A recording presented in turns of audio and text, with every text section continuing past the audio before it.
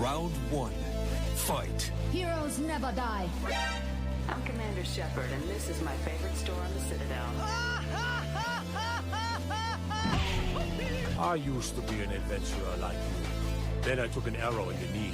Power, sex, power. They both come down to one thing. Hungry gamers.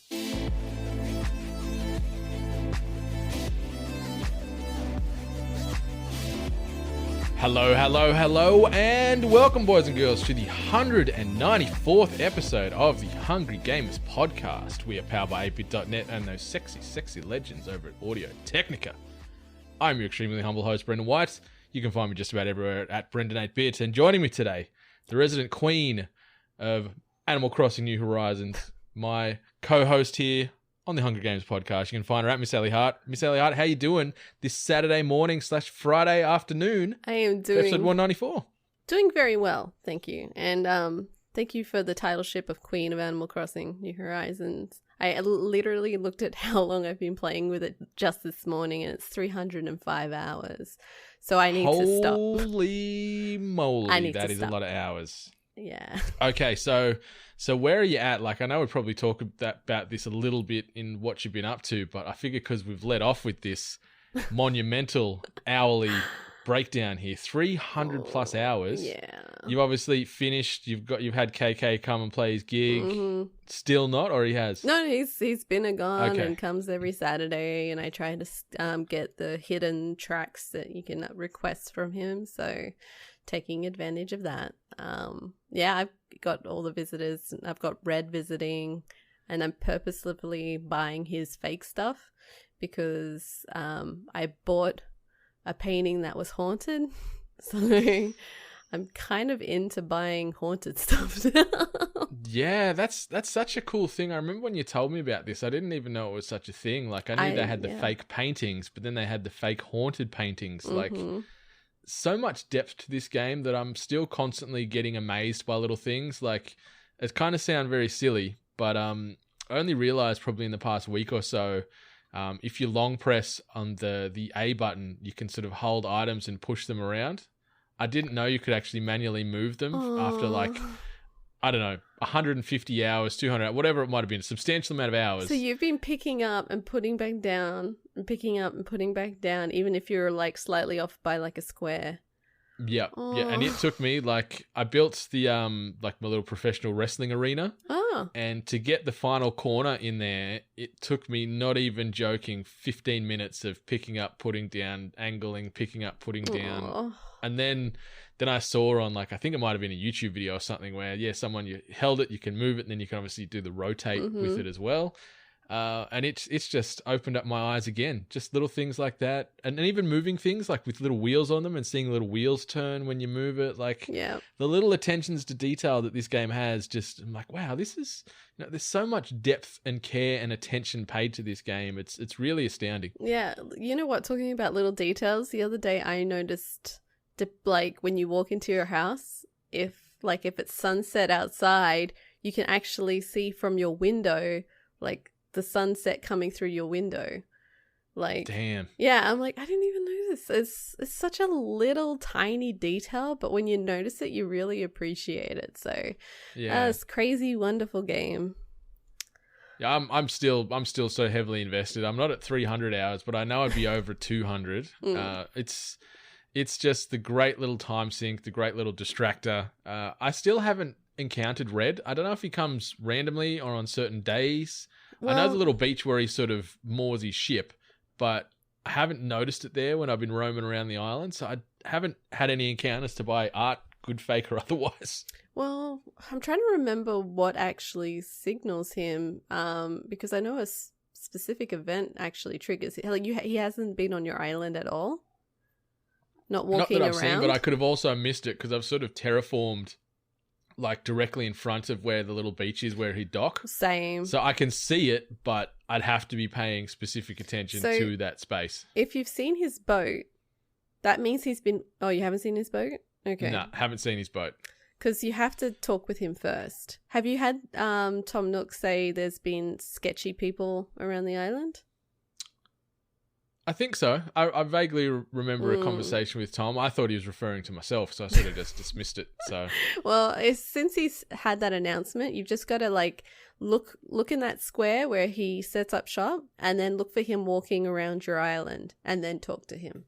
So he'll be walking around your island first. Okay, I think the big issue is there's no way down to that spot without taking the manual ladder out. So maybe I need to terraform. No, it's fine. Oh, it don't matter. No, yeah, it's fine. I'm 2 levels up where he parks, so it doesn't matter. Okay, I'll just have to keep my eyes peeled. But I've settled on my villager crew of 10. Mm-hmm. So I've done much shuffling in and out via way of a sneaky hack that I've come across with. I've downloaded this app called Joy-Con Droid, which only works on Samsung phones due to their NFC capabilities. Whoa. And this thing can emulate a Joy-Con controller, but it can also then use the digital download Amiibo bin files. So I found all the Amiibo files online, got them all for free. So I've got like the 400 Amiibos on my phone, and I can trick the phone into seeing the Amiibo as the Joy-Con into the game to bring them to my campsite. So Rach and I have been doing the back and forth trying to assemble like our little dream rosters on the island. So I've finally settled on that after much sort of moving and shaking, and I'm at peace with the world now. Wow, I might have to get you, because I've got one more space left and I'm saving it just in case I get this one guy that I want. I've mentioned him before. It's Hamlet. Is it Hammy? Yeah, Hamlet, yeah. So yeah, let me know this weekend. Just let me know when you're on. I can get him to the island in 2 seconds. You pop over and you can send him straight over. Oh my gosh. So excitement. Easy done. But I've gone with like mixed animal species across the island, so I haven't got any duplicates of like birds or deers. So I've got sort of one of everything going on. I've got an alligator there. I've got Eric the reindeer running around there. I've got Stitches the bear there. I've got Lucky the dog. It's a very diverse, very unique and eclectic bunch running around the island, but they're good fun. Yeah, it's incredible. Like, I had 2 that I didn't like, and I adore them now. So they're a part of the family. I adore them. And I've just been saving. That's the one spot. I'm sitting on 9, and just in case. Well, I'll ping you when I jump on and when I bring him to the island, and then I'll just open up the gates and you can roll straight in and get Hamlet, and away he goes. Oh my God. My island. There's probably a business that could be done out of this. Probably. Like, the amount of black market hustling that takes place just to buy the goddamn physical Amiibo cards that we got burnt on was an undertaking in itself. So you should try. There's a lot of people who are desperate for Raymond the cat. I got him. He was one of the randoms that rocked up to my island. Me too. I don't understand why people are saying he's rare, because he was like the second person I encountered. Yeah, got Raymond, and also I can't remember her name, but the pink octopus a lot of people want as well. Yeah, I know. She rocked up to my island just on a whim as well. So yeah, but I had Lionel the lion. He was like my 10th member I decided on, and then I jumped into the game yesterday and he decided he was just moving, like didn't even tell me he was moving out. They just said like on the Isabel announcements, "Oh, it's Lionel's last day." I'm like, "Oh, thanks for telling me, you fucking prick." So tossed him out and I brought in Eugene the koala as my 10th. Love he brought this guy in and he's like, F this place, I'm out. Yeah, just bounced. Great. That's... And he wasn't cheap. Like, obviously you do the 3 days in a row to sort of hard recruit them in, and you got to make them something every day. And he was like, "Oh, I'd like an ironwood dresser, and then I'd like an ironwood this." So it's like 10 wood, chunk of iron every single time.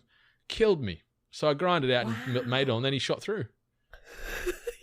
Scum. I think he got robbed. I think I did. I got fleeced by this old lion. Did he leave the furniture? Lionel the lion.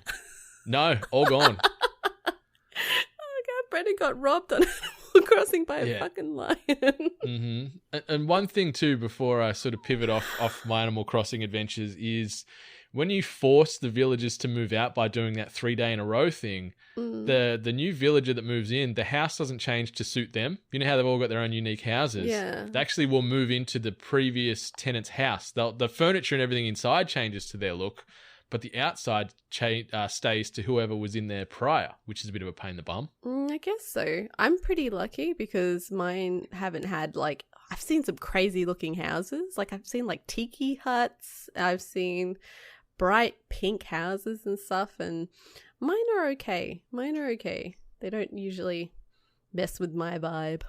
Mm-hmm. But yeah. No. But it's just good fun. Still no red action, so still no art hustle. I need to keep my eyes peeled for that, but my island is he's on pretty my well island finished. today, actually. So okay. But so if I pop over and talk to him, it sort of still gets the story or the plot point going? Maybe, hopefully. Maybe it'll trigger something for you. We'll have a look. But I see you've also mentioned what you've been playing this week, and I guess this ties in nicely to the Hungry Game Show episode 2, which we recorded this past week. Yes. So you've been dabbling with a bit of Senran Kagura Bon Appetit. Yeah, so you offered up my attendance on the Hungry Game Show, and obviously no doubt that my game was going to be Senran Kagura. So I took it way seriously. Like, I was panicked. I didn't want to let anyone down, so I played a ton of this game this week, and just made sure I focused on story and everything, because it felt like an exam.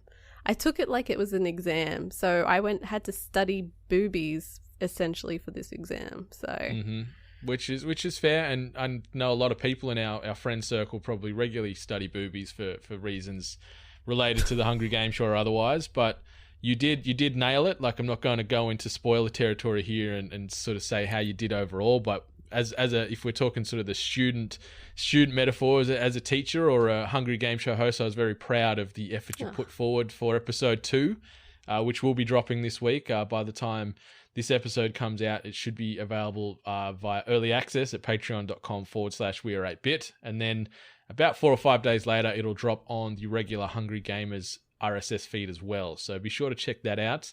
Episode 2 was a doozy. Much, much better than episode 1 with Dream. Like, I don't know why we wasted our time getting Dream on for episode 1. But yeah, the show is on a positive upwards trend now, and can't wait to see what happens in future episodes and see if Miss Hart manages to get to number 1 or if she's going to fall in behind Dream's score for the sort of top of the table for the Hungry Game Show. But yeah, it was a ton of fun. And I really liked learning about Senran Kagura Bon Appetit. It was a journey. It's an education, that is for sure. Yeah, it really was. I can see parts of why you really enjoy that game though. Like, my goodness gracious. But yeah, check out the Hungry Game Show episode 2 for a nice crash course in the world of Bon Appetit and the characters and the quirky game style that exists within. Yep. Yeah. I just wanted to quickly mention too, I've still been playing some more Jurassic World Evolution. Still loving it. There's some DLC that we bought this past week called Return to Jurassic Park. And obviously you go back to Isla Nublar or Isla Nublar if you want to get sort of right with the pronunciations. And you go back to the original island where the movie, like the 1993 movie, was set. And it's got the voice actors, like it's got Sam Neill back. It's got Jeff Goldblum, and it's also got Dr. Ellie Sattler in there as well. So the original cast has returned, and you've got to go back and try and fix the island, get it back to its former glory. All the buildings are all the same. The layout's the same as well, like where the raptor fence is and the T-Rex and the paddock and all that. Like, it's so true to the film. That's so incredible. It's just been like this nostalgia kick this past week, sort of rebuilding this thing and sort of living my best Jurassic Park life. So I just wanted to shout out that little DLC pack for anyone that has picked up Jurassic World Evolution via Games Pass. You can get that DLC. I think it's $11 for the pack. And I've probably easily put in 10 plus hours in it so far, and I still haven't finished the little DLC add-on. So it's well worth throwing some pennies behind. Yeah, definitely. It makes me wonder why they kind of didn't just go off on that foot on the first place, but I guess they kind of had to see and establish whether they had the audience to begin with, and they definitely do. So 100%. And just things like that, having on Games Pass, it's just going to open up their player base exponentially to people that maybe didn't want to buy it but wanted to try it, and maybe it'll generate some pull-through sales with some of these expansions, because there's a few DLCs there available. There's obviously that one set with the 1993 film. There's another one that's based around Claire, who was played by... I'm blanking on the name now. The redhead woman who's the other lead now in the current series with Chris Pratt. Oh yeah. But it's based around going back to the recent islands and saving the dinosaurs there. So they've weaved it nicely into the main sort of story beats of the film franchises. But yeah, so good. But what else is so good? I watched Upload this past week. So Rachel and I binged this in the span of 3 days. Yeah. Oh, so I assume it's good? It's so good. Wow. It is so good. Yeah, it's a massive surprise. So Greg Daniels is the man behind this, who's obviously done The Office, Parks and Rec, and a few other things like that. So it's got that same sort of pacing, same sort of tone. It's comedy, but it's comedy with heart, and it's also really, really self-aware with the social commentary. Like the show itself is set in 2033, so in the nearish future. What happens is when humans pass, they can upload themselves, quote unquote, into like a virtual afterlife, so they can still exist in this virtual plane. For anyone that's seen Black Mirror, there's an episode called San Junipero, which is about sort of these two women that find love in this virtual plane in the afterlife that they can sort of go to experience in the living, but when they pass away, they can be uploaded forever. So it's sort of that sort of similar beat. Oh. And yeah, so it follows this guy named Nathan, who is Robbie Amell, who is I can't remember, like Arrow's brother. What's the other Amell brother's name? Stephen Amell, or Stephen Amell, if you want to pronounce it. So yeah, he's the younger brother of Arrow from obviously the DC television universe. And he's sort of this coder who passes away in his prime, really, late 20s. And he gets uploaded into this place called Lakeview, which is like a very expensive hoity-toity afterlife. Like there's various afterlives depending on your budget you can go to. Aww. And his partner Ingrid, who's a bit of a controlling, sort of very snooty, bit of a bitchy girlfriend, she actually makes him sign as he's in the hospital, like passing away, sign this waiver, and she puts him in there, and then she ends up having like full control over his expenses and what he can do in there and everything else. And so it's about him sort of struggling to exist in this, I guess, afterlife or second life, but you can still talk to your friends and family. Like you can jump on like phone calls with them and video chat and have them visit. And so it's sort of like this eternal life thing situation going on. And he bonds with Nora, who's like the customer service representative for this Lakeview. So you can call them at any time and they come in and help you out with things, and they start become like forging a friendship. And then it's like, just the sort of social commentary on reliance on technology, what it is to be human, forging real relationships, and just sort of being, I guess, your true self outside of all that kind of crap. But then it's got like a really nice heart to it. Some really funny moments as well. Like it's such a great show. It's 10 episodes. Outside of the first episode, which was like 50 minutes, the rest of them are about all sub 30. So you can smack it out pretty quickly. And it was so good. So good. It's one of my favorite new shows I've seen in a while. So really, really recommend checking out Upload on Amazon Prime. I'm getting like a Good Place vibes from it, like a lot. And so a part of me was kind of like, is this just a kind of variation on that? Because that was definitely the vibe I was getting. Good comparison. It's certainly got some Good Place vibes to it, but I guess Good Place has a lot of heart to it as well. Similar, but just different tone. Like picture that sort of Parks of Rec writing in the Good Place, mixed with some light drama. Like there's parts where it can make you feel happy, sad, which is all you want in a show. You want to feel something when you're watching it, and certainly it's feeling all the emotions in Upload. And yeah, love the cast, love the story, love the social commentary, loved how, the world that they lived in. Like they paint this Lakeview as this gorgeous paradise for your afterlife, but then they're just little things like that. There's sort of shots where they're like, don't pay too close attention to the lake you're overlooking there, because you sort of see it glitching because it can't keep up with the frame rates and stuff like that because of all the data, and just little nods like that. Just add a little bit more humanization to it. So Upload is on my recommended TV show much watches this year if you've got Amazon Prime Video. Ooh. 10 episodes. It's so good. There's the little kicker. Amazon Prime Video. Yeah, but I still think Amazon Prime's pretty great. Like it's sub $10 here in Australia. You get your free Twitch subscription, so you can pay that forward to your content creator mates. You get free shipping, like free express shipping for the most part on Amazon, and you get streaming service. I think it's that does pay for itself. Yeah. Fair enough. 100%. 100%. Anything else you want to talk about what you've been up to this week, or should we keep moving and shaking? I'm just going to say that I'm still watching Peaky Blinders, and this is the best fucking show I've ever watched. I'm so sorry that I've put it on the back burner for so long.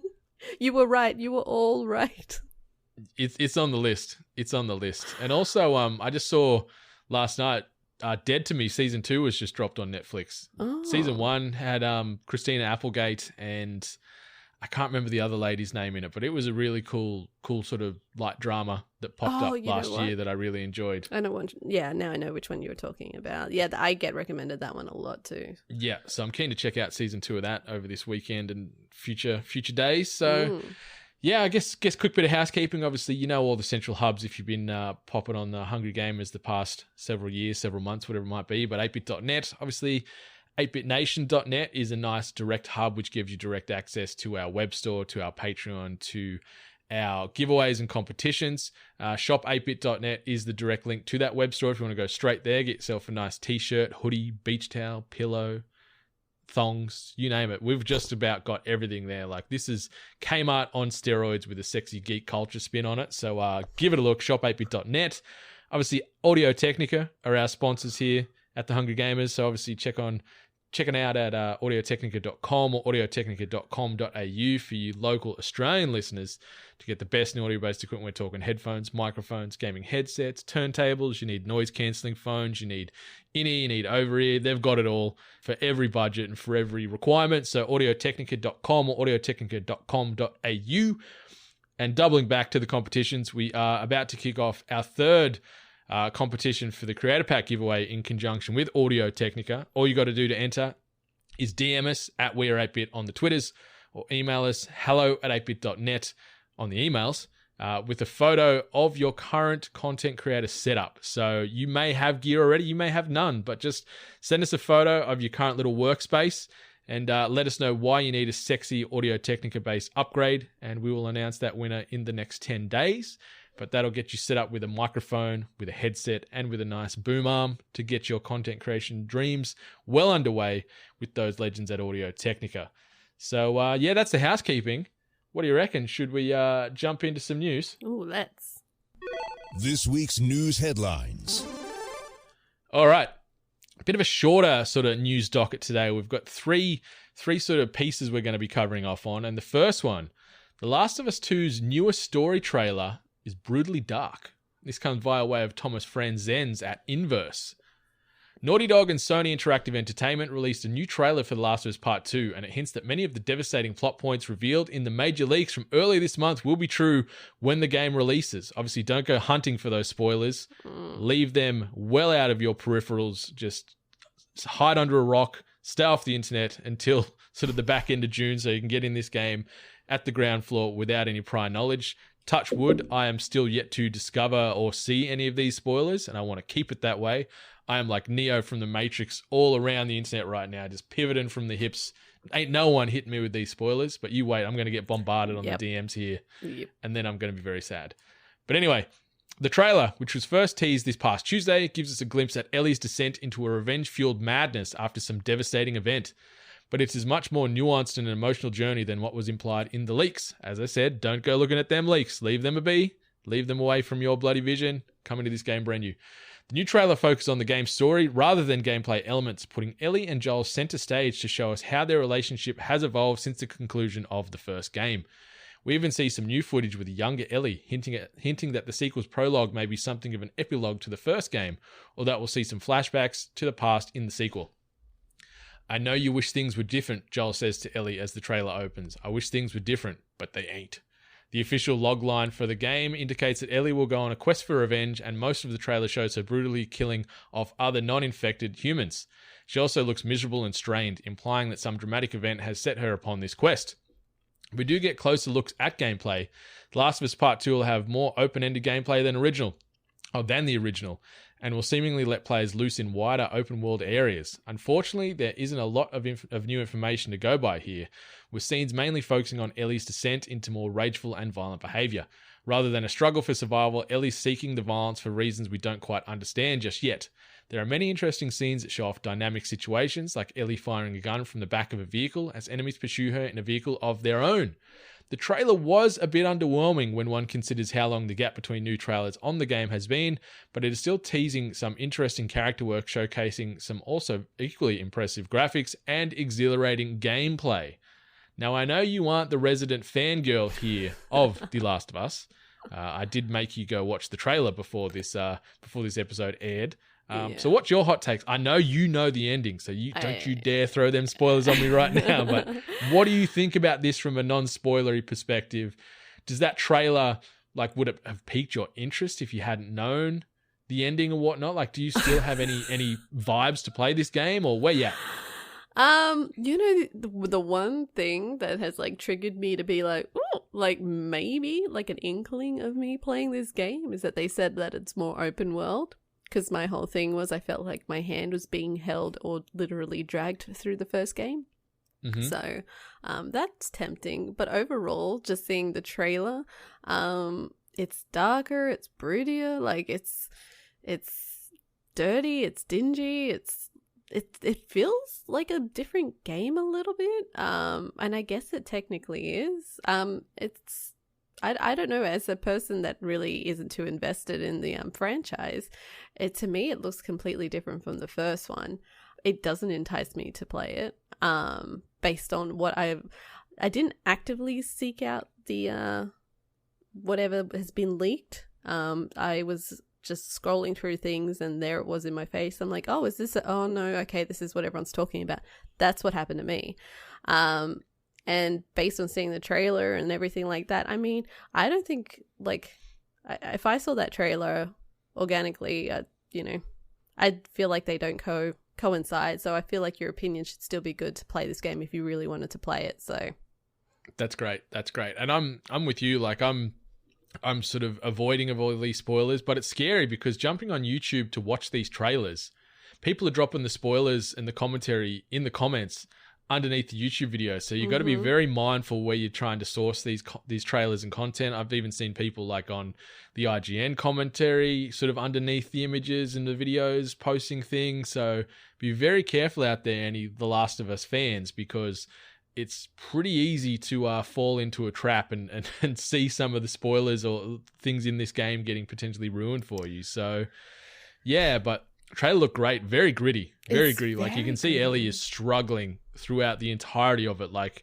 not only physically with some of the battles and the real visceral moments happening with her and some of the humans she's interacting with, but just emotionally, you can see this poor girl is sort of, at the end of a rope, and that's one thing that I really like and commend with Naughty Dog is they can really pull on those emotional heartstrings with their games. And it looks like it's going to be a lot more of that. Like, this game, I feel, is going to be one continued gut punch. Like, I think, there's not going to be much sunshine and rainbows in this game. At the completion, I think there's going to be a nice reward for finishing it. I don't know what the story's going to be. So it could be, a reward for all the wrong reasons, but there's going to be some big payoffs. That's for sure. Yeah. For good, bad, or otherwise. Yeah. I mean, it wouldn't be The Last of Us if it wasn't like, an emotional roller coaster. So yeah. I mean, the trailer was a bit kind of obviously like last minute. I don't know if this is like something that they quickly whipped together or if it was like something that they had just in the pipeline. But I mean, I feel like people who are invested in it and they're going to play it. Unfortunately, all the sad sacks that are out there are all like mopey about what they've seen or what they've heard or what their opinions are, and they're not going to play it anymore. Cool. Just like don't play it and just don't be a dick.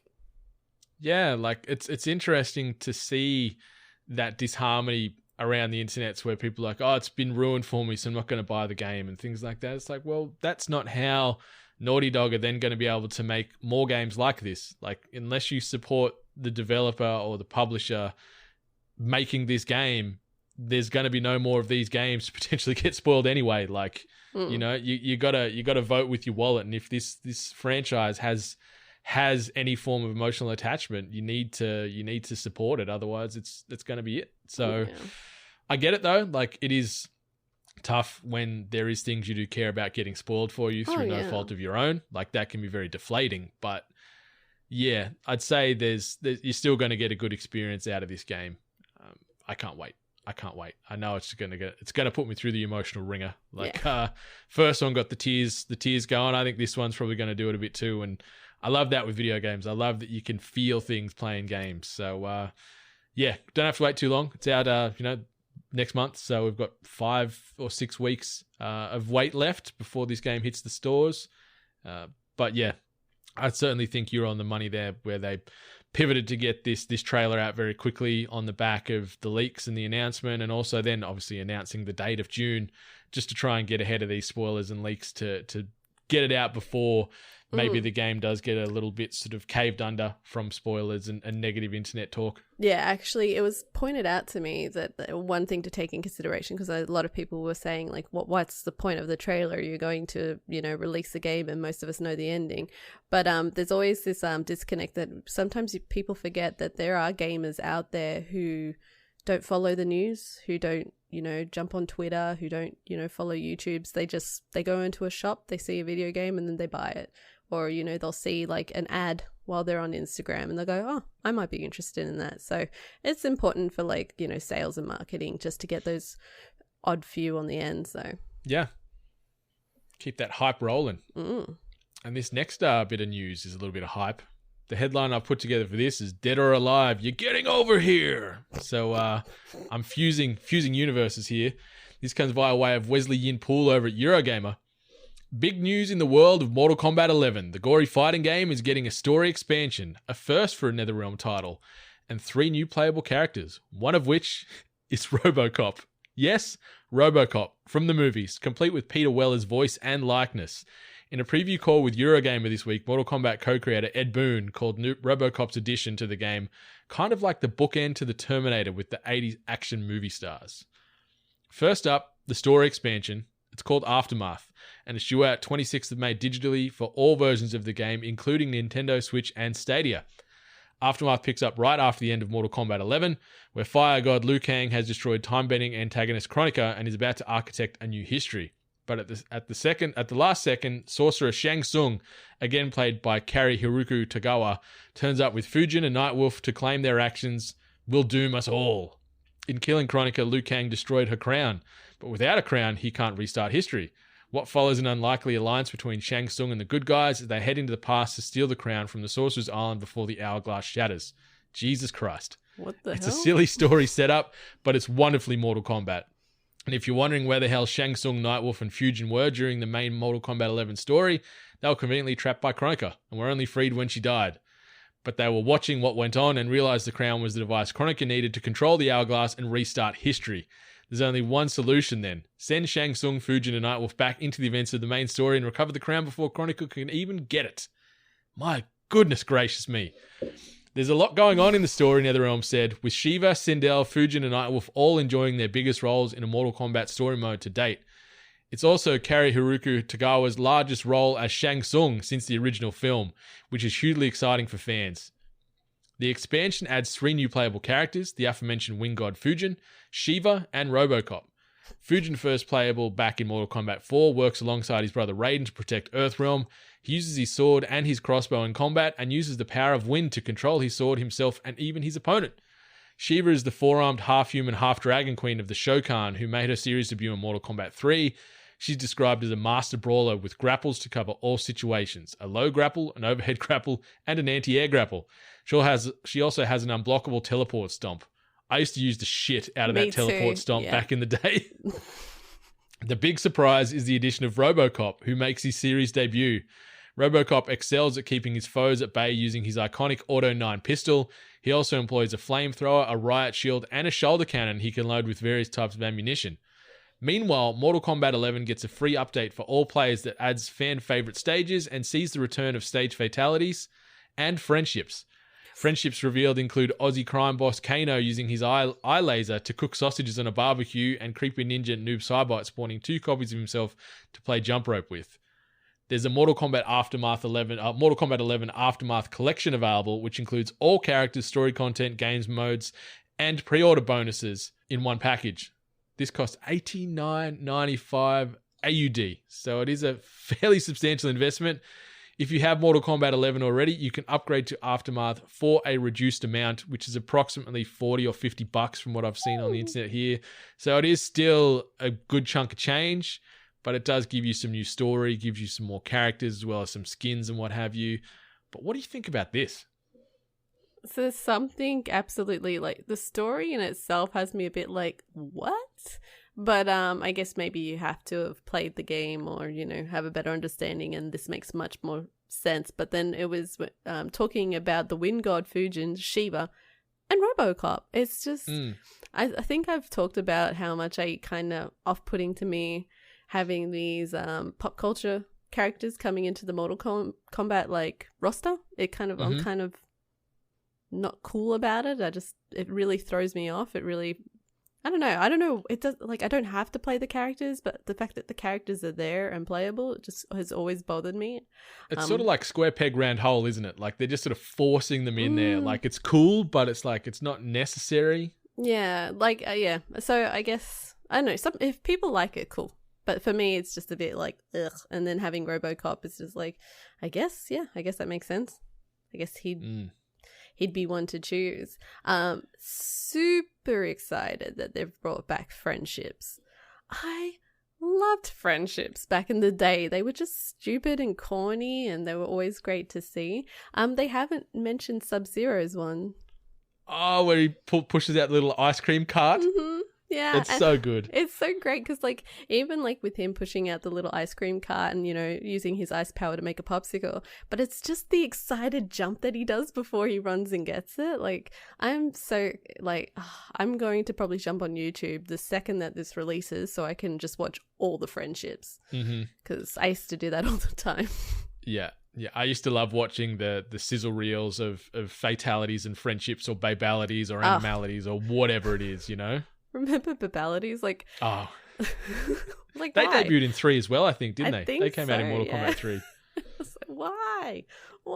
But yeah, I mean, I'm just glad that the Mortal Kombat franchise is still going, still, you know, powering through. And I just like that we get to see characters we've grown up with, just, you know, reimagined, you know, graphically and, you know, story wise, get some more backstory on them. Like, it'd be good to see Shiva again. Yeah, 100%. And even your main boo, Sindel, gets a lot more airtime in this story mode. So I know you'd be happy about that. But yeah, it's crazy because on the surface it is just a real gory, visceral fighter, but there is a lot of depth and complexity that they've weaved into this franchise over the years. Like, it's got a very, very sort of core audience in the professional fight scene. So I like that there is some depth and strategy and a lot of respect paid to this game these days from that level, but then they throw in this crazy, quirky, over-the-topness with friendships and ridiculous fatalities and weaving in characters like friggin' Spawn and RoboCop now and, you know, Xenomorph and Predator and all these people over the years. Like, they just got no reason to be there, but it still somehow kind of works. Yeah. You know what? Actually, that does put me in my place, essentially, in my ideas of adding those characters. They're essentially like friendships. They're not needed, but it's cool that they're there. So that's very true. But yeah, you don't have to wait too long. Like as mentioned earlier, this is sort of coming out in a couple of weeks. On the 26th of May, this expansion is going to be available. So you'll be able to get your hands on RoboCop and the crew, and it's even crazy they convinced Peter Weller, who was the original RoboCop, to come back and do his voice work and lend his likeness. Like, he's a very old man these days, so I'm assuming they just used some photos and whatnot from the original couple of movies. But that's what I was gonna ask. To get him coming in, it's like using his likeness. I'm like, what, current likeness? Yeah. Oh my goodness! But I know they are, like, on a RoboCop sort of discussion, they're rebooting that again soon. But they're going to go back to the original hard R rating of the 80s. So I'm excited to see some over-the-top RoboCop action. I like the sort of the soft reboot they did that came out a few years ago that was a little bit lighter in tone. I didn't think that was too badly done. Had Samuel L. Jackson in it as well and Michael Keaton. Like, you know, the cast was decent. But yeah, just the tone was a little bit softer. But yeah, RoboCop coming to Mortal Kombat 11. And Shiva. I just want to play as Shiva and just do the big cross-screen jump and just stomp on bodies. Boom. Yeah, my brother hated me for that. Yeah, it was pretty easy. I think it was like just down, up, punch or something like that. I think it's down, down, up. Oh, okay. Yeah, and she was just wrecking shop. Wrecking shop. 4-armed half-human, half-dragon queen. That I didn't know. Dragon. Yes. But yeah, Mortal Kombat 11 Aftermath Collection and dropping 26th of May. So any fighters out there, get your money ready because it is a little bit of an investment, but you're going to get a good amount of content there. But let's move into the main course of Hunger Games episode 194. This past week, they did an Inside Xbox event debuting an absolute bucket load of Xbox Series X games with gameplay, with trailers, predominantly focused on third party. They did sort of lead off this Inside Xbox saying in July they're going to be doing a big focus on the Microsoft Studio games, so Halo and all the Microsoft exclusives. We're going to get a pretty big deep dive in the next couple of months. But this was just to focus on a lot of third parties. So I've grabbed an article from Joe Scribbles over at IGN. And Xbox has shown off 13 new games coming to Xbox Series X from third-party devs. We saw a series of games, all over which are Xbox Series X optimized, meaning they've been built specifically to take advantage of Series X features such as 4K resolutions and faster loading times. 10 of the 13 games were also confirmed as smart delivery titles, meaning they can be bought on Xbox One and will allow for free upgrades to Xbox Series X if you buy the new console.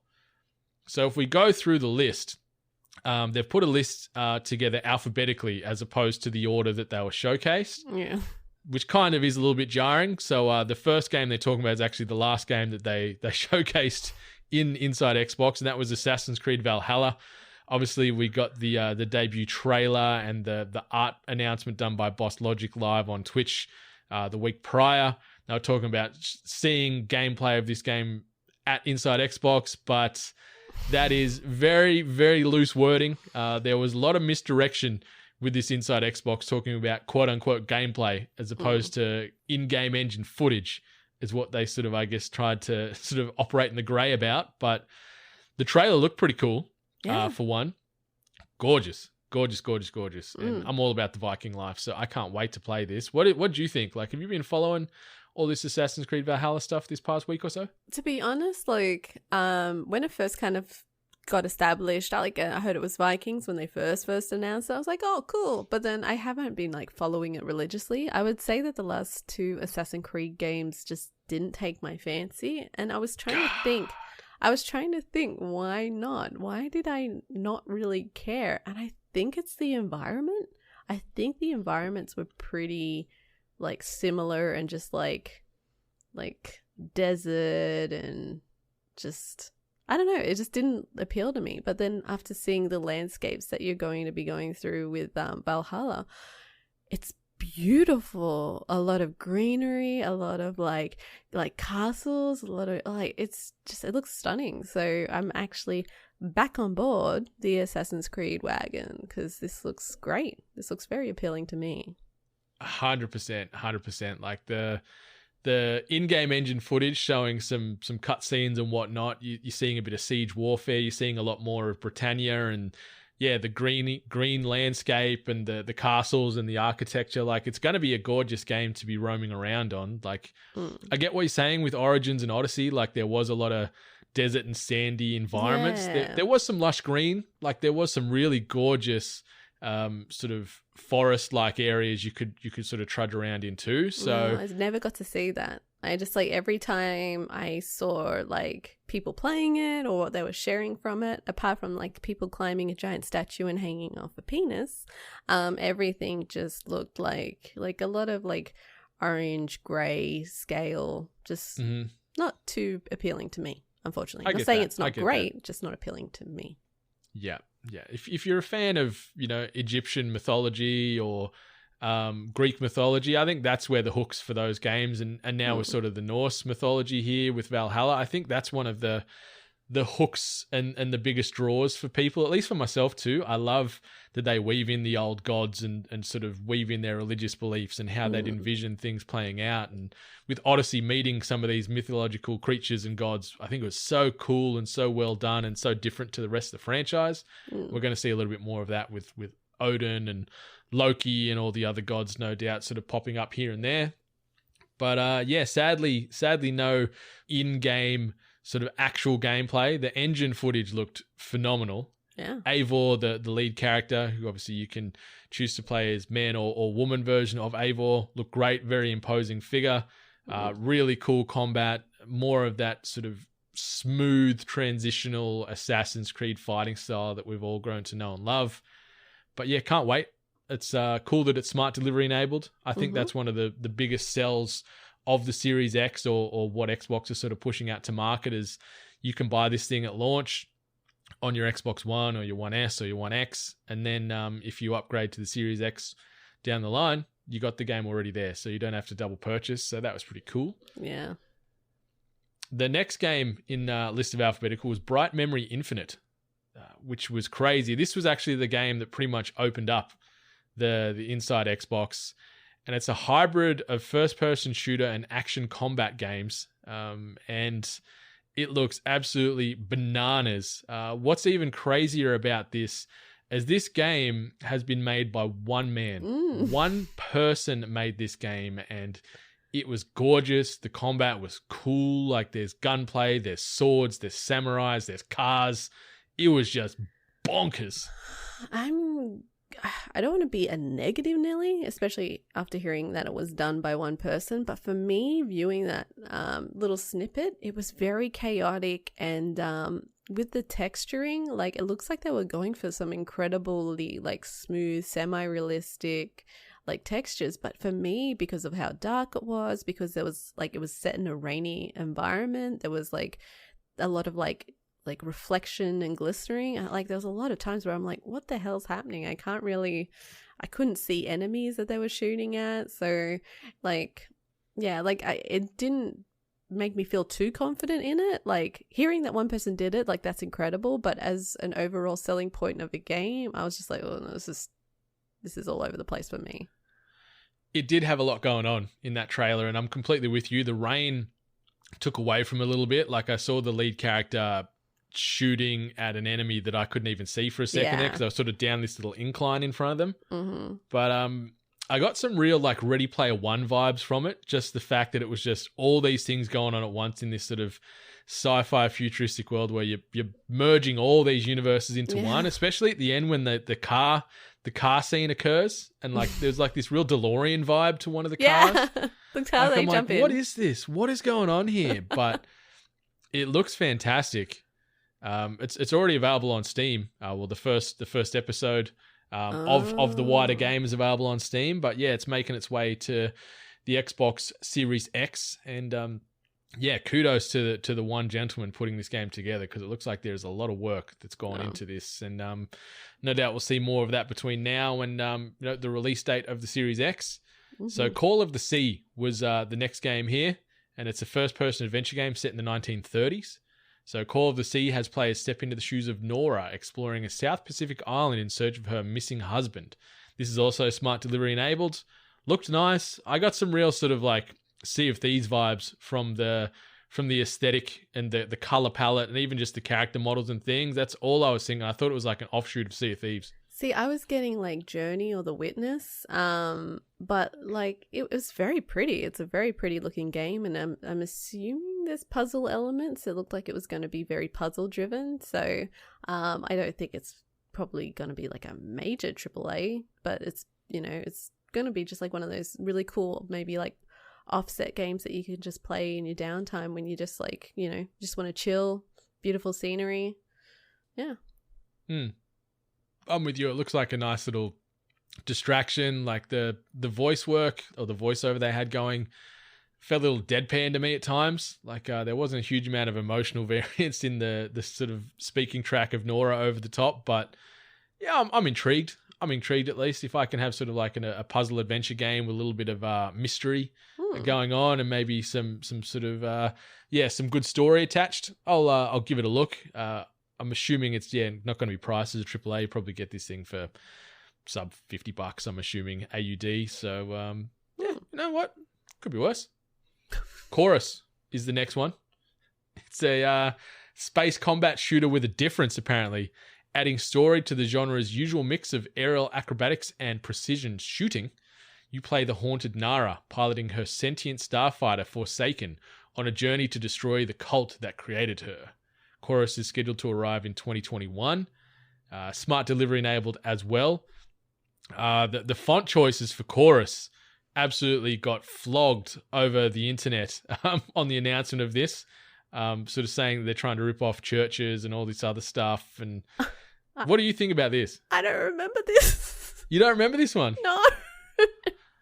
I've been trying to I saw people making fun of it. I'm like, what game title are they talking about? I don't even remember that title. So I feel bad. A lot of the focus of the trailer was just almost like a close face shot of Nara herself. Sorry, and she sort of had some paint or some tattoos under her eyes. It was a lot of framing of her eyes and face, and then occasionally some spaceship, combat and acrobatic moves and things like that. So yeah, no, I must have looked at my phone and then looked up and it was done or something. I have no idea, but all I saw was everyone mention the damn name. So yeah, people are like, what's this game called? What is this? Well, that's not good. But yeah, space combat shooters, that's not really my jam. I'd give it a look if it drops on Game Pass or free on release, but yeah, it's certainly not on my my most wanted list. The next game that popped up, Dirt 5, obviously the grandson or great-great-great-great-grandson of the original Colin McRae Rally series. Dirt 5, done by Codemasters, going to launch on consoles, and it's new features, new innovations, and a fresh approach, apparently, says Codemasters, in the next installment of its excellent rally driving series. In an unusual development, though, Troy Baker and Nolan North will be lending their vocal talents to the game as key characters in the storyline. So one of them is playing the villain and one of them is playing sort of the protagonist in the game's storyline of Dirt 5. It's also got smart delivery enabled. Looked really cool. Driving games really sell hardware to me. They just look so gorgeous. The cityscapes, the environments, the light rays, the vehicles. It really, vehicle game or racing games just, I think, can put graphics front and center, and it did a bit of that, but I don't know, I'm not a big racing guy. I think a lot of people were keen for it. Troy Baker and Nolan North in it, cool. What do you reckon? Everyone knows I'm not that keen on racing games, so unfortunately my opinion on this is not going to be very great. That was a shocker to have Troy Baker and Nolan North as featured voices in a driving game. But, I mean, I wasn't incredibly wowed graphically. But, I mean, it's more about, the gameplay, right, when it comes to racing games. So look good. It's probably going to drive well. The Dirt games have pretty much sort of perfected their secret sauce. You know what you're going to get out of them. And now they're sort of weaving in some more story with some pretty big gaming personalities involved in it. So maybe it'll do well. It'll probably sell. These games seem to. Next game will also sell, and it was weird that this made an appearance on here. Madden NFL 21 popped up, had Patrick Mahomes front and center sort of talking through the Madden franchise and saying how excited he is. They showed some footage of the game, smart delivery enabled as well, so it was surprised to see sort of EA, typically who are very money hungry, saying, yeah, we'll allow you to purchase this once and it'll carry through to the Series X. So, yeah, I don't think we need to talk too much about that unless you got any commentary on Madden NFL 21. Someone did point out that they saw some writing about it being limited time smart delivery, but I don't know how much was elaborated on that. Someone said maybe they made it limited, so when the next one comes out, you're not upgrading unnecessarily. But yeah, I think some people are going to be looking into that because there might be some sneakiness with the terminology of smart delivery. So I'd certainly put some good money on that. Maybe it's going to be a timed thing for 3 months or something, the release window of 3 months, because this game will come out in September, October, and then we'll have the Series X coming out shortly after that. So maybe you need to have the Series X in your hands by, I don't know, December 31. Maybe once 2021 rolls around, that smart delivery is gone and you've got to buy it twice. Knowing EA, there's probably some sneaky little sub-clauses in there, that's for sure. Oh, yeah. Yeah. So moving down the alphabetical line here, Scarlet Nexus was the next game, which was an anime-infused action game. You play as psychokinetic Yuto Samuraji. You'll explore the futuristic city of New Himuka as technology and psychic abilities are used to wage war. It is also smart delivery enabled. Yeah, anime action game. Cool. Didn't really move the needle for me. I saw a lot of positive chatter from people we know that are big anime fans that sort of said this was one of their games of the Inside Xbox reveal, but I ain't one of them. Yeah, neither. Yeah, but the next game. Oh. Scorn, which is a first-person horror adventure. Scorn aims to take you on a non-linear journey through several horrific realms with a distinctly HR Giga-like aesthetic, each with their own story to unravel. It was... I thought it was so ballsy for Xbox to be like, hey, like, we just showed you some cool stuff. Now check out this shit. Like, it was such a, like, I saw people going like, what the hell is this? What the F is that? Like, and I was just like, this looks awesome. Like, it just, like, it, you know, separated itself from everything else that was being shown. It was absolutely gorgeous. Like, I got so excited, and I kind of sensed that you were, you know, over there watching it, and I felt the vibe that you were probably just as excited as I was, because it just looks great. And I've like deep dived into it. This game's been in it's been made I think the first time they kind of announced it was like 2014. And they've been working on it since then. So it's been kicking around a while. Like there's gameplay footage of it from like 2017, a few minutes for when it was sort of looking to just drop on PC. So you can get a little bit more of a feel and an understanding of the game. Like it's some nightmare fuel looking stuff. Like the trailer was great. Like loved the aesthetic, loved the characters and the enemies, and just this sort of hellscape nightmare, real fleshy, raw, sharp edged sort of thing they had going on. But I felt the trailer went too long. There was so much of like nothing going on at times. No, I don't give up. But I look cool. I watched a car drive around in circles. I'm allowed to watch this thing for a little bit. That's valid. Like, but it looks cool. I love me some horror games, so I'm excited to give this a go. The fact that it is got some real Giga vibes is phenomenal. Like he's had a pretty big impact on the horror community, and we've referenced him here many times. Like such a distinctive art style that made one of the greatest sci-fi horror franchises what it was. So it's cool to see his work sort of live on through this game that has been around for 8+ years, I think. I think 2012 was when this thing first started to gain some traction. So it's been in the pipe for a good long while, but I like that there's like the description here, it takes you on a non-linear journey through several horrific realms. So you'll see some distinct worlds, and those realms all have their own unique story to unravel. So I like that there is going to be some different flavors and different experiences in each of these very nightmare-fueled worlds. We might see a bit of demon nudity, I'm assuming, by the feels of this. Maybe some demon peens and what have you. I feel like we saw that in the trailer. I'm not too sure what that... was it symbolic? What, that little section where something kind of just like poked its head out and just, you know. Either way, I loved the trailer. I know it's stupid to get excited over something that showed no gameplay, that showed no context on what the game was, but it got me so hyped up that I went to investigate, which is a pretty decent trailer. So, can't wait. And as you mentioned at the sort of start of talking about this, is it really stood out from the rest of these games announced. Like it was unlike anything else they showed. The medium, I guess, has some horror beats to it as well, but this was just so left of center compared to everything else. And it was, big sort of move by Microsoft, because I thought they played a bit safer with this, but instead they chuck something out like that where, there could be some potential peen metaphors and whatever else. Like, kudos for them to throw this in there. We hopefully don't have to wait too long for it to come out, but Scorn. I'm going to rewatch that trailer now. Let me know what the sort of time stamp is for that demon peen. I want to check it out. Second Extinction is the next one. This game got me a little bit excited. It's a new game from Avalanche's. Oh yeah, from Avalanche's self-publishing unit, Systematic Reaction, and Second Extinction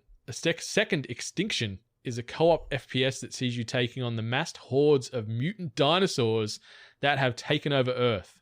It looks like the sort of cousin of Left 4 Dead, where they've just replaced zombies with dinosaurs. Smart delivery enabled as well, which is cool. But man, jumping on with 3 friends and fighting wave after wave of dinosaurs, like this is tickling my pickle, that's for sure. Yeah, I saw everyone online kind of referring to it as Left 4 Dinosaur. Nice. But as soon as I saw it, I'm like, Brendan better be freaking awake, because if he's not, he's gonna get bombarded. It looks like stupid fun. It looks like something that you can just, like you said, just grab a few friends and just, do some general like horde missions. So yeah, it looks good. And graphically it looks good too. I was just about to say that it actually looked really nice. It looked really nice. The graphics had a good amount of polish. The dinosaur models look pretty decent and equally as terrifying. So I can't wait to mow down countless amounts of dinosaurs as they try and take you down. I'm trying to think if I'm going to feel that same anxiety when we used to play Ark, and then just a giant dinosaur would appear out of nowhere. But yeah, it looks good. It does look good. Yeah. So The Ascent is the next game on the docket here. And imagine a cyberpunk Diablo and you're somewhere on the road to the Ascent. Playable alone or in co-op, this action RPG takes place in a futuristic dystopia where the ruling megacorporation has collapsed and left chaos in its wake. It does have smart delivery enabled as well. The opening trailer of it looked pretty cool. I wasn't sure what they were doing. I thought it was going to be third or first person for a second, almost like a cyberpunk light. And then it just switched to the isometric top-down Diablo style, and all of a sudden I'm like, oh, I didn't expect that. Did not expect that at all. Yeah.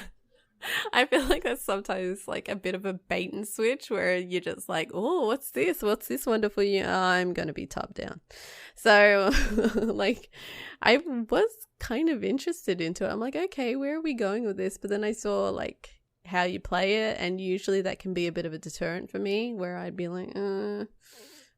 yes, I love the Diablo franchise, but I have that sort of dedication to it where I know what I'm in for, where this is kind of got that risk factor because you're trying something new. So, but the story and the video sequences that they started with looked cool. So I don't know, maybe I should give it a try. Yeah, the world and the character models look great, all that sort of those pops of neon and sort of mechanical fusion and everything like that, all that cyberpunk goodness. It certainly made me go, you know what, I'd give this a go, but I don't really play many sort of isometric dungeon crawlers or whatever you want to describe them as. So, I haven't really even played Diablo, so I don't know if I'm going to be playing this sort of at day one. So still. I will eventually. Blame Tom Nook at the moment. He's got me so far down the rabbit hole, it's not funny. But this next game for me, it's going to be a day one purchase. The Medium. So Bloober Team, who has specialized in psychological horror for years at this point. The Medium sounds like another big step forward for the Polish studio. Playing the titular Medium, you'll see both the real and spirit worlds as you investigate a tragedy in a now abandoned hotel. Excitingly, those two worlds come together with separate soundtracks, one by Bloober Team's Arkadiusz Rajkowski and the other by Akira Yamaoka of Silent Hill fame. It's coming out holiday 2020. This game looked gorgeous. Typically, Bloober Team's games, they're always sort of first person, but they've actually purposely shifted this into a third person view to make it more cinematic, make it more dramatic and sort of tense and terrifying. I was reading some sort of interviews with some of the members of Bloober Team over at Eurogamer, and it sounds great. It looked great. I liked the real Silent Hill vibes when they were transitioning from normal world to, horror or spirit world. And, oh my God, I'm keen as a bean for this. At first, I've got to be graphically, it looks stunning, but at first I'm like, what is this? I don't understand. And then I feel like a penny dropped, and then it was a completely different game. And I'm on board with it because it looks it looks like the right amount of fucked up for me. But afterwards, after the trailer presentations, they actually did have an interview with one of the guys from the team, and they've actually said they all they all love Silent Hill 2 being their favorite, so that they're pretty much like, especially by using the music, like it's like a homage, really. So a homage.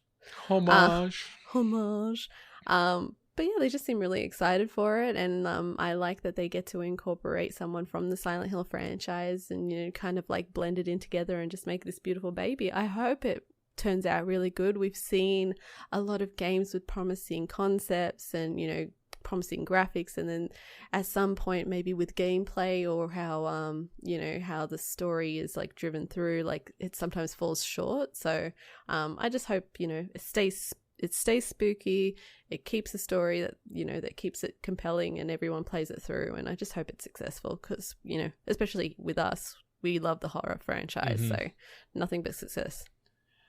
I love that they've sort of set it in an abandoned hotel. Like, it is such a constant bad source of scary juju in the horror world, isn't it? Like, abandoned hotels are just a good staple, like that, or an asylum or a hospital. They seem to be sort of the easy low-hanging fruits to go to, but I liked that they showed in the trailer some gameplay of the lead character you're playing as, sort of walking through, and you're seeing sort of the light dancing through the rooms, and some lightning flashing in one of the scenes there, and like it looked gorgeous. Like it had some sort of Shining vibes in some of the rooms in the hotel, and the era for where that hotel, I guess, was at its peak. So Yeah. I can't wait for it, and I'm really excited. And as you said, I hope they stick the landing on this. Cool thing's we don't have to wait too long. It's going to be out around launch for the Series X, so this will be an early purchase for me, and I can't wait to give it a go and get very scared and listen to those two contrasting soundtracks, which I like that idea for as well. I wonder if they're going to have sort of like who their equivalent to Pyramid Head's going to be. Like if they are sort of paying a lot of homage to Silent Hill, they're going to have a constant big bad. So I'm curious to see who it's going to be. Yeah. All right. The second last game on the list here, Vampire the Masquerade Bloodlines 2, is obviously the sequel to the cult classic RPG. Takes you to the underworld of Seattle as you choose to join one of several warring vampire clans. This trailer was... What the... Yeah, it was something. Like, it started, and you know what? Like, graphically, I've got to say, the trailer looked bad. Like, it looked dated. Like, it looked like it was meant to be on a previous console. But, you know, it looked like the right amount of fucked up for me with, like, how they were establishing that scene. It was like, okay, I get it. And then it kind of switched, and then it kept on switching between people and environments. And I'm like, wait, what's going on? And then... and you know that gif or that little video sequence where it goes, are we the baddies? Like, that's kind of like where I'm like, what's going on here? So it was confusing, and then the graphics just kind of made me go, what is going on? Like, what is this game? And then it came up and I went, Yeah, I think the graphics got better as the trailer went on, but opening with that scene in the house with this vampire dancing around, and he's got these corpses on puppet strings around like a Christmas tree. It was so bad. And when they did the sort of tight shot, like, fair enough, the corpses could sort of get away with a little lower detail because they are cut up and positioned in weird ways. But then they sort of brought this vampire in, they sort of showed the full portrait shot, and his hair looked like just one big piece. It was GTA. Like, it was, you know, and when was GTA made? Like many moons ago. Yeah, and so... it was but love me some vampires. The first Vampire Masquerade first game was fantastic. Really? For back in the day, but obviously it looks like they're using the same graphical engine from back in the day, so we'll see. I like that sort of vampire meta and some of the things they can play with that. I like that you can sort of choose which clan to sort of side with and sort of work your way through the Seattle vampire ranks. But yeah, it didn't sort of get me massively excited watching this trailer. I'm like, oh yeah, cool. Okay. So, you viewed the trailer as a person that's familiar with the game. I viewed the trailer as someone that wasn't familiar with the game. And if it was trying to grab a new person to jump on board, they lost me. So I can only imagine how many other potential people they lost. I'd say a fair few, because it was one of the games that was getting beat with the stick the most on the internet after this. especially like from that graphical side. Like some of the in-game footage they showed where you are traversing and jumping across buildings and fighting and going to war with people, that didn't look too bad. But just some of those sort of in-game rendered scenes were just, it was tough sledding.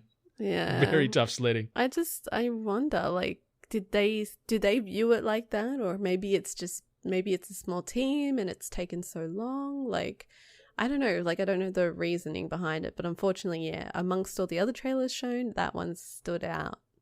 For some of the wrong reasons. Yeah. Yeah. And the last one, if we're going down the alphabet, Yakuza Like a Dragon, which is the 7th mainline Yakuza or Yakuza game, makes some major changes. Not least, it switched to turn-based RPG-like combat. It's also coming to Xbox far more quickly than previous installments, and it's now a next-gen title. It is smart delivery enabled, and holy moly, this thing looked bonkers. It looked so wild. I was like, what's going on? This guy's got magic powers. This looks awesome. Yeah, he's cruising around with his super enhanced baseball bat and doing crazy battles, and it's just Yakuza insanity. Like, they've gone from being so embedded in that culture and trying to be as real and true to it as they can to just going, you know what, let's sort of sprinkle some of that crazy like Saints Row zaniness on top and see what we come up with here. Yeah, like I can see that actually. Like, at first I was kind of like, okay, like what's going on? And then it just got more crazier, and I was like, yeah, I'm on board. I'd like to play this. Yeah, it looks cool. The one thing that made me sort of go, is the turn-based RPG combat. I wanted like real-time running around, swinging that bat and just getting bananas with this game, but we'll see. They're I can't believe it's the 7th mainline Yakuza game. It's a few now, but I guess they don't number them all like majorly. Like they usually got like a subheading or something like that, or subtitle. So yeah, but 7. But yeah, next gen title, smart delivery enabled as well.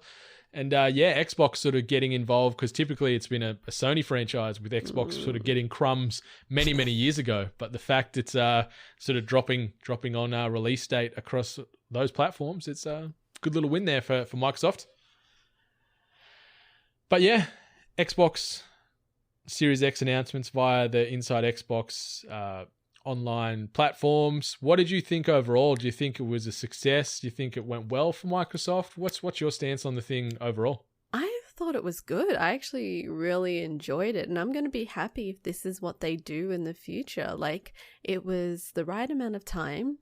The conversations that they had, like usually we would witness interviews awkwardly live on stage, and it was always just, like the person would have nerves and they'd be anxious because they're, doing a live interview or, whatever. So at least when everyone had to record at home, it didn't feel so awkward. And it was like, a little bit more obviously manufactured, but it didn't have that awkwardness. And I actually watched it and I actually listened to what the people were saying.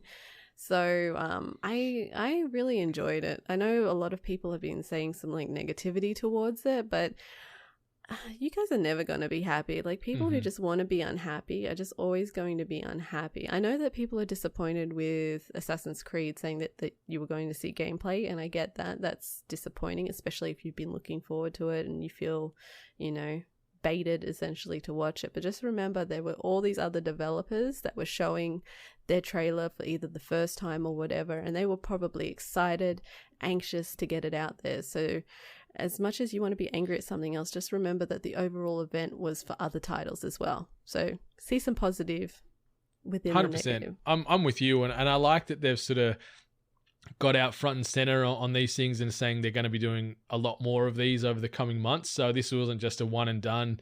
They're going to be drip feeding these out almost every month, and off the back of Summer Game Fest as well that's been announced through Jeff Keighley.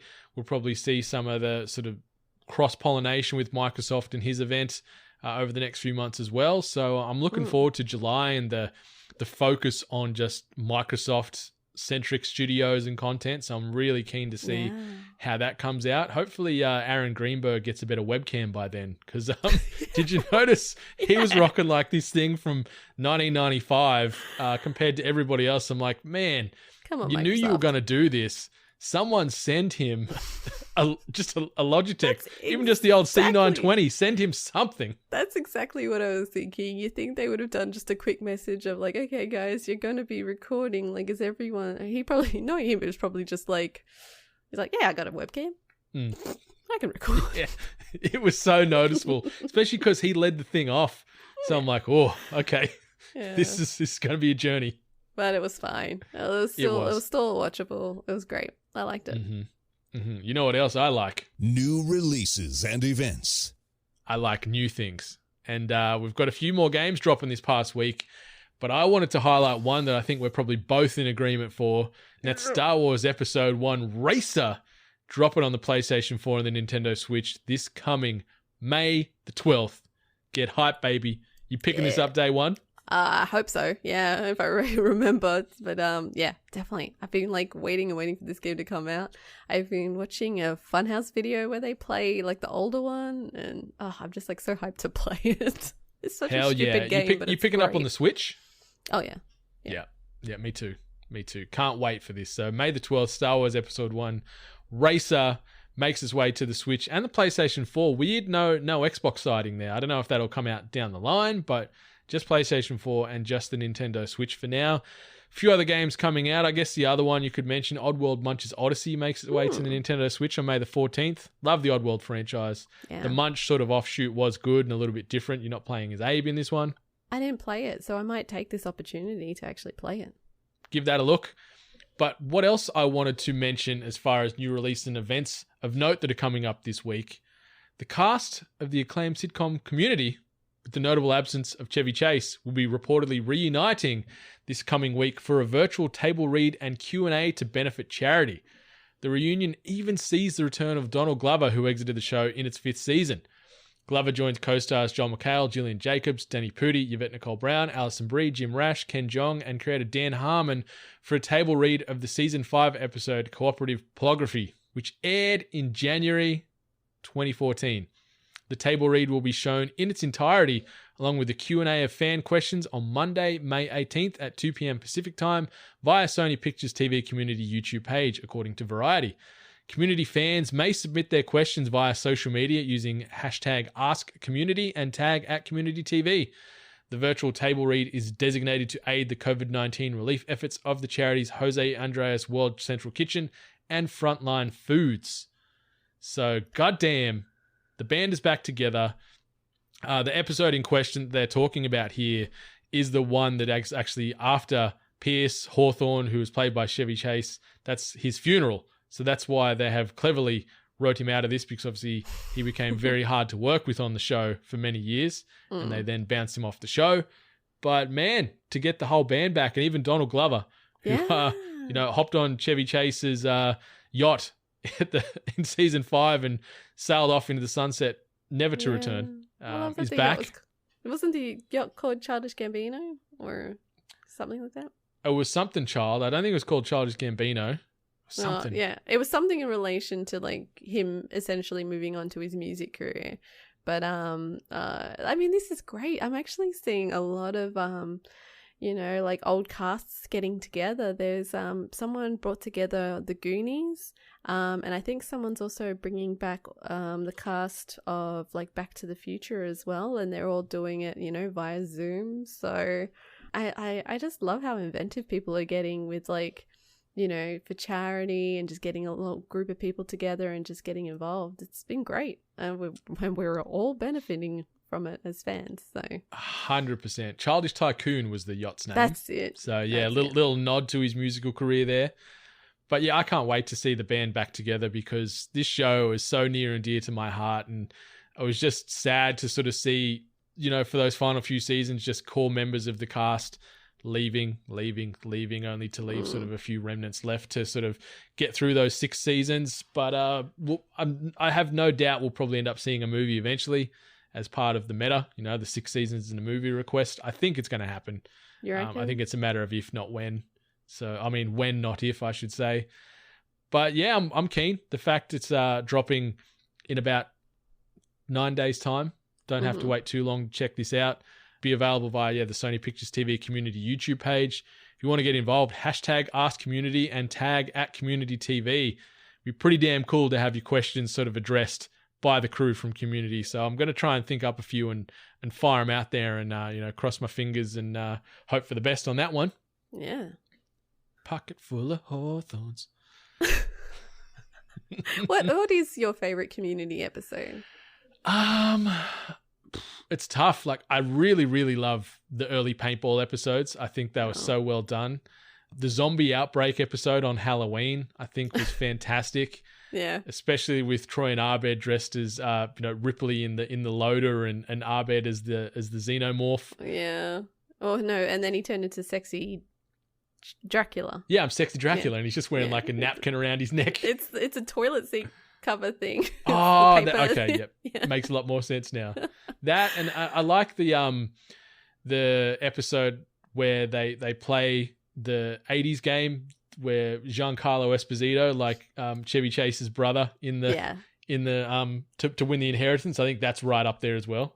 That's one of my favorite episodes, and also the one where they play the game and they roll the dice and it's the alternative universes and stuff. That is up there. Yeah, that's up there. So many quotable lines and gifs, and I love that they go back to that episode in future seasons where they have the darkest timeline Abed rock up and stuff like that. Yeah. Oh, I gotta rewatch it. I love it so much. All right, so let's move into the final part of this episode. Tweet of the week. This comes via way of @Lions, which for you numpties out there that would think maybe it's Simba or Nala, it's actually the Detroit Lions NFL football team's Twitter handle @Lions. They sent out a tweet this morning. This is hot off the press. Big shout out to @Animal Crossing for holding it down while we wait for football season.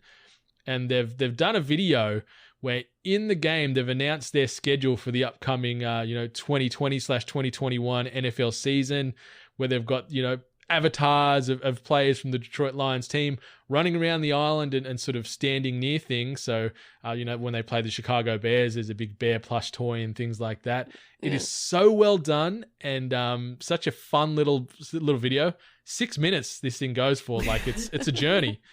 But it is so expertly crafted. What do you think about this? It's great. It's extremely creative and it's actually really impressive. And I know this is me, putting focus on maybe a fake stigma or whatever, but seeing I guess the jocks, footballers coming into this gaming universe and just obviously taking advantage of it because Animal Crossing is the hot new thing and it's the most probably common game between people of gamers and non-gamers alike, and so they've just jumped on board. Someone incredibly creative put this together and put in the time, and it's great. I'm not a Lions fan. I'm barely into NFL anymore, but I watched it and I thought it was great. I loved the little reference. I love that they made the Reds boat the Vikings and is too sketchy to go in there and it was great, and they buried the bear, so yeah, it was great. I appreciate the nod, and as a Vikings fan I thought that was really well done. But yeah, it's cool to see like what you said, those stereotypes get knocked down where this is typically a hyper masculine jock YOLO bro type of world with NFL, and you see it fused with a game like Animal Crossing.